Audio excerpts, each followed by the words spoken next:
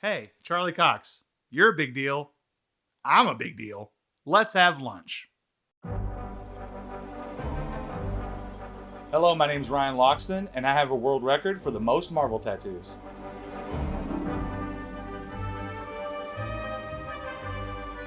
Hi, I'm Rick Scolamiero. I am the co-holder of the most Marvel characters tattooed on the body. Doctor Doom is one of my favorite villains in the Marvel Universe. I love Invisible Woman so much, and I think she's my favorite member of the Fantastic Four. The tattoo that I have for Captain America Steve Rogers is from Ed Brubaker's run, and I think he's easily in my top 3 Marvel heroes of all time. Clearly the most powerful person in the Marvel Universe, hero-wise, besides Thor. I love the stories that are based on him being a monster, and therefore I chose the Alex Ross cover of Immortal Hulk as my Hulk piece, and I think it's really wonderful. Out of all my Marvel tattoos, Hulk was probably one of the most painful. I do remember pain shooting through other parts of my body. This leg sleeve has also won a few awards.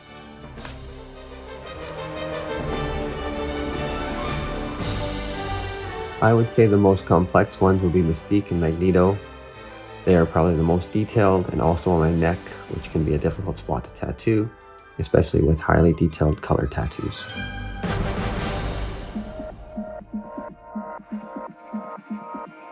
My mom had 5 kids, and we weren't super well-to-do, but she always did an amazing job to have a roof over our head and food on our table. I remember being a young boy and getting a giant box of Marvel action figures. I still have my original Cyclops action figure with the X-Force white strip across his face. But then I realized later on, the reason they were all in just a box was because they were donations to our family from the community. So my love for Marvel Comics comes from a very early age. I didn't have much growing up. In 1990, I came across the Marvel Universe trading cards. I just fell in love with them. Not really sure what made me fall in love with them, but from then I was a Marvel fan, and just instant connection to the characters and the universe. Growing up, my mom was a director for a nonprofit organization that helped kids with disabilities. When I started to discover comics, I realized that it's really cool that a superhero could have a disability. When I started to read the Daredevil stories, it was right in the middle of a historic run with Brian Michael Bendis and Alex Maleev, so I instantly fell in love with the character, and he's been my favorite ever since. I mean, yeah. Spider-Man is my favorite Marvel tattoo. It was my first one that I got done. This is probably my favorite sleeve as well. It's a mashup of my top characters. I also was able to meet Stan Lee at a convention. He signed my wrist and I got it tattooed on me.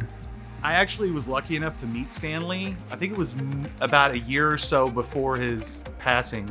I just got to say thank you. I honestly didn't even know what else to say.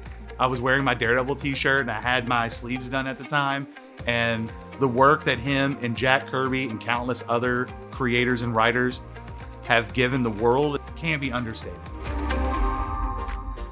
I've been a huge tattoo fan for a long time, and about 14 years ago, I saw Nico Hurtado guest appearing on the show LA Inc. And on that episode, he had tattooed an Iron Man, and from that day, I just was blown away. I didn't even know you could tattoo that kind of stuff on you.